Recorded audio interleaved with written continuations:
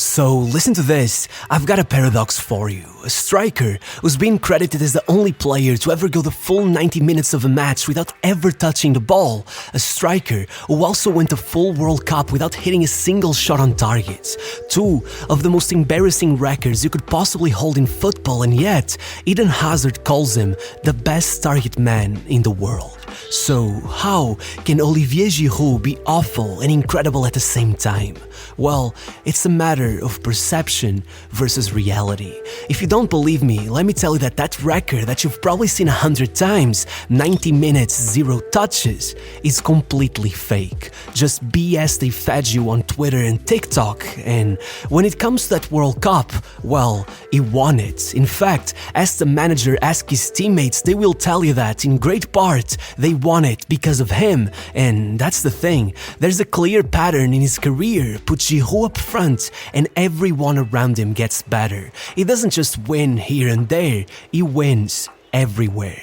In basketball, they have the concept of plus-minus, the difference between how many points a team makes and how many points they concede, as long as a given player is on the pitch. And though, with goals being so rare and far apart, that can't really be calculated in football. If it were possible, I guarantee you Giroud would top those charts. Watching that 6'4" giant, it's easy to dismiss him as just another striker who has good feet for a big man. But really, he was a one-of-a-kind hybrid between the old school and the modern striker, the last surviving specimen of a dying breed, and that's why the football world was so insistent on telling him that he didn't belong there. But the thing about Giroud was that he was used to that. Ian Wright, Kante, Jamie Vardy, Giroud was just like all of those guys. He was approaching 26 years of age when the football world finally woke up and realized he even existed. His own mother has admitted that, already being 36 with 3 kids by the time he was born, he was an unwanted child. I don't mean to be insensitive bringing this up, but Giroud himself has claimed that, even in my mother's womb, I had to show that I belonged there. I am no psychotherapist, but I think that shaped my journey in life, in football. Look, Giroud grew up watching his own brother Romain repeatedly get called up to the French national team, all the way from the under-15s to the under-17s, alongside Henry, Anelka and Trezeguet, getting offers from several of France's top clubs, only to join Auxerre and watch them string him along for 5 years and refuse to make him pro, forcing him to quit football and squirm his way into college last minute, while his old teammates were already lifting up the World Cup trophy. After that, Romain was an emotional wreck, enough that it convinced Giroud that whatever football dreams he had were simply not worth pursuing. It got to the point where, even though he had excelled enough that he got called up to Clairefontaine, the government-funded super academy that ironically bears Anelka and Henry, not to mention Mbappé, well, once they stopped calling him, he literally put football to the side and just focused on getting a degree in economics instead. However, he never really quit. Maybe because as much as he saw the pain his brother went through, he also saw the golden years. In his own words, I wanted to be him. Back then, he was the hero of our town. So when Grenoble gave him the chance of playing for their reserves in the French 5th tier, he put down 15 goals in 15 games, and then he was up to the first team on trial the next year, already closing in on his 21st birthday. They had gave him his first professional contract, and though he knew that, as Wenger once said, 2 out of 3 players offered the contract before the age of 20 are no longer playing by the time they turn 21, he outright asked his club to send him out on loan to the 3rd tier so he could get more playing time. But it wasn't that simple. Even with 14 goals in 33 matches, a 10-match dry streak right in the middle of the season stained his time there to such a degree that, when he made it back from the loan, the new manager told him to his face that he didn't have what it takes to play at the top level. But just as quitting started to look like the most sensible option, an offer arrived to join Tours, another 2nd-tier club on the other side of France, and Giroud's own brother told him that, I'd give everything to still be in your place. Sure, there are changes you have to make, but make them and you'll reach the stars. So, still only valued at 50,000 euros, though a persisting injury cost Giroud almost half of his first season, the next year, already at 23 years old, it finally clicked. They made him into their main target man, and he went into the season with 15 goals in the opening 18 matches, blowing up his market value from those measly 50,000 to 3 million euros, a 6,000% increase, getting a transfer offer from Celtic, only for Montpellier's president to come in, straight up telling him, "What the hell are you doing going to Scotland?" and securing his signing only 6 months after Giroud had been told to quit football entirely. And though he certainly did slow down a bit once he was loaned back to Tours to finish off the rest of the season, despite them finishing only 11th this time around, he was up to 31 goal contributions, he was the league's top scorer and the player of the year. And now, 24 years old, he was making his Europa League debut before he even stepped foot in the first tier. And though that season was quite understated, with Montpellier falling from the top 5 straight into the bottom of the table, only 3 points above relegation, the moment Giroud scored the 117th minute winner against PSG to put them in the Coupe de la Ligue final for the first and only time in their history, that should have been the first warning of what was to come.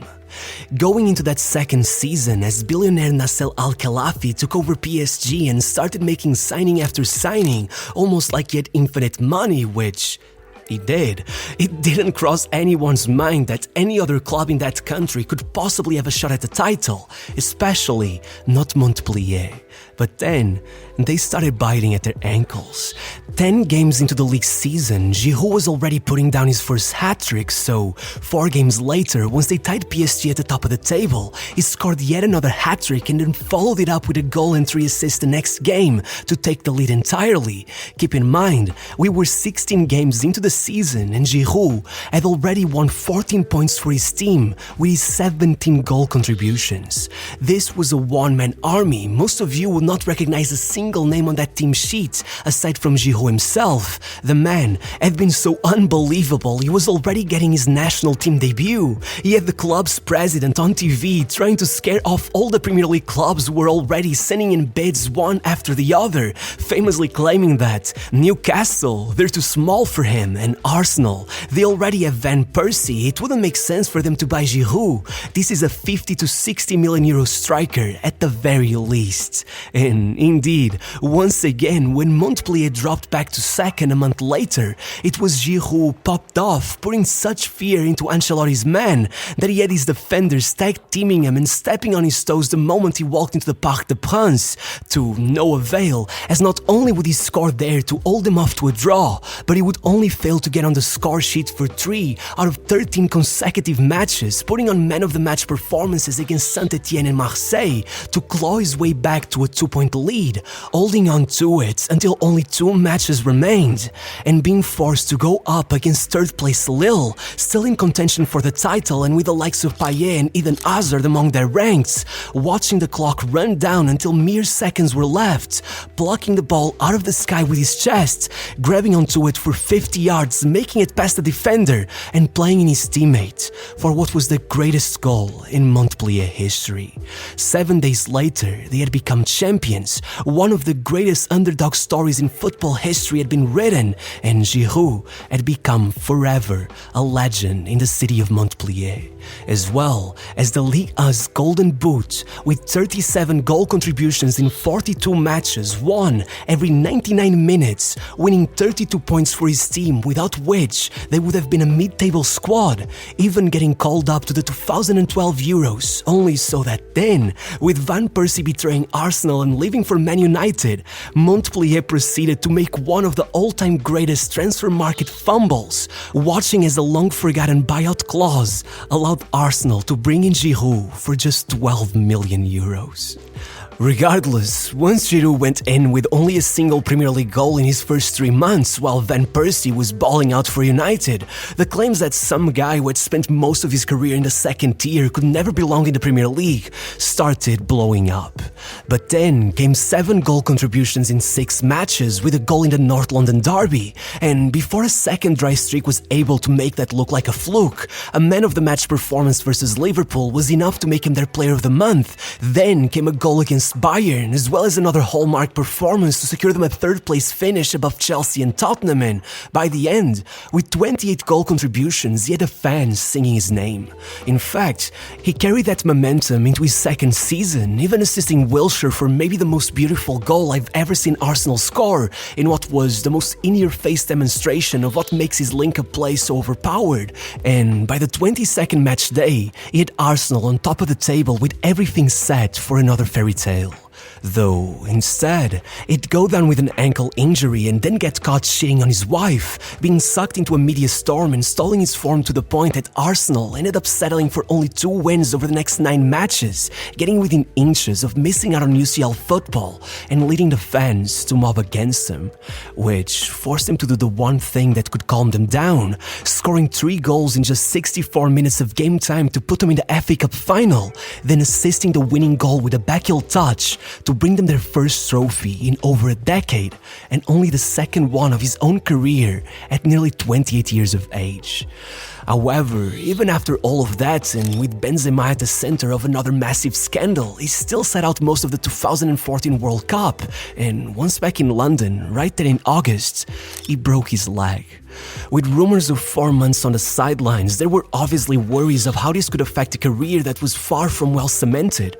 But, shockingly, only 90 days later, Giroud was not only back on the pitch, but quickly hitting top form with 19 goal contributions in 19 games and the League's Player of the Month award. So, once he scored in yet another final to secure yet another FA Cup trophy, the hype had been built up all over again, and indeed, the next season was something. Almost like a mirrored image of 2013-2014, he opened it up with a scissor kick for his first goal of the season, then hit 2 against Bayern, a hat-trick against Olympiacos, and finally a brace against Liverpool to make it 18 goal contributions in 21 games, again putting Arsenal at the top of the table by New Year's, only to disappear from the score sheets like never before, 15 Premier League games without a goal, and a second-place finish 10 points off of Leicester that the fans would never really forgive him for. However, whereas some Arsenal fans began dubbing him the striker who never scores, while the French crowd, now forced to put up with him at the Euros following yet another scandal involving Mr. Karim Benzema, began booing him relentlessly, well, he proceeded to put down 5 goal contributions at the tournament, leading them to the final as he effortlessly paired up with Griezmann, who would thank him as he received the Player of the Tournament award, calling him the most selfless player in football. Yeah, that only fired up the debate even more. From here on out, Giroud would be virtually handcuffed to the Arsenal bench in a desperate attempt to appease the fans. However, the outcome of that was clearly not what Wenger expected. Giroud had never played so well. Last-minute equalizers against United, another clutch performance to secure a 3rd FA Cup trophy. This man scored a scorpion kick to take the Puskás award. It was already April by the first time he played a full 90 without scoring.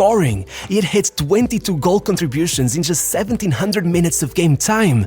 That's 1 every 79 minutes. He had every newspaper calling him the world's best super sub, but that was just disrespectful.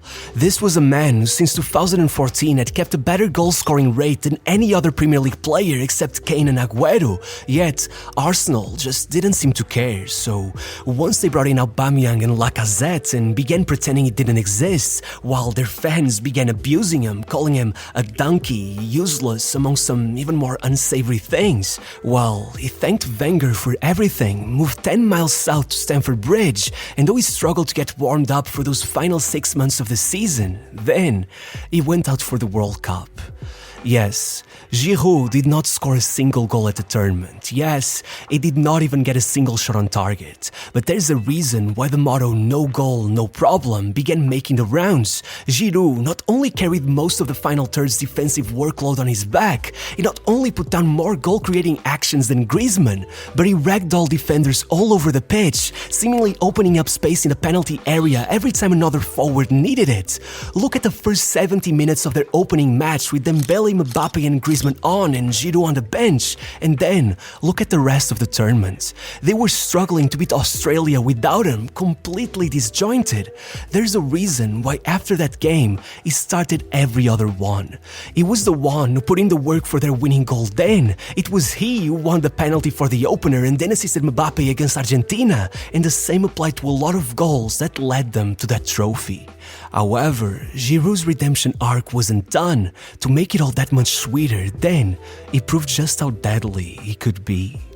After being benched for the Europa League's first 2 games, Giroud came in with 4 goals in 3 games, without which they may have actually not made it out the group stage. And once in the knockouts, it was a massacre. In the first round against Malmo, he scored 2. In the last 16 against Dynamo Kiev, he scored a hat-trick and even assisted another. By the quarters, he scored and assisted as they edged Slavia Prague 5-3. And once they made it past Eintracht Frankfurt and onto the final, fate would have it that the last team he would have to beat was Arsenal. And as Giroud topped the goal scorers table with 10 goals, the only one close to him was precisely his replacement, Pierre-Emerick Aubameyang. So, it was time to show Arsenal why spending £108 million on Aubin and Lacazette while selling him off for only 15 had been a massive mistake. 48 minutes in, still no goals. Giroud goes in with a diving header, 1-0. 11 minutes later, Giroud opens it up for Pedro, 2-0. 4 minutes after that, Giroud wins a penalty, 3-0. And even once Arsenal closed down the gap with a Hail Mary, just 2 minutes later, he makes a run in behind, drags to defenders, dinks it over the top, and assists Hazard, 4-1. Chelsea become European champions against their CE rivals, and Giroud is the top scorer, breaking the record for most goals by a French player in any European competition ever, being dubbed by Sports Illustrated as the most underrated player of the century. And though, similarly to Arsenal, next year Tammy Abraham would arrive and steal his spot, opening up the way for Benzema to try to force a comeback, warning everyone not to confuse an F1 with a go-kart. Then Giroud proved once again why he had been the world's best super sub, putting down 4 goals against Sevilla to break Puskás' record as the oldest player to ever score a Champions League hat-trick, eventually hitting 6 goals in just 256 minutes on their way to the final, including a bicycle kick against Atletico, taking a Champions League medal before heading out to AC Milan, where he'd put down the kind of numbers that could make some Ibrahimovic fans really uncomfortable, leading them to their first Serie A title in over a decade, eventually being brought back into the French national team, with Benzema going out injured and being forced to watch from the sidelines as Giroud opened the tournament with 2 goals, then scoring another to overtake Henry's spot as France's all-time top scorer, even getting the winner against England as they eventually found themselves in the final again, this time coming out defeated, but not without Mbappe bringing home the golden boot and making sure to mention that, with Giroud on the pitch, everything is different. I'm free. Make of that what you will, but one thing is sure, Giroud is more than what meets the eye.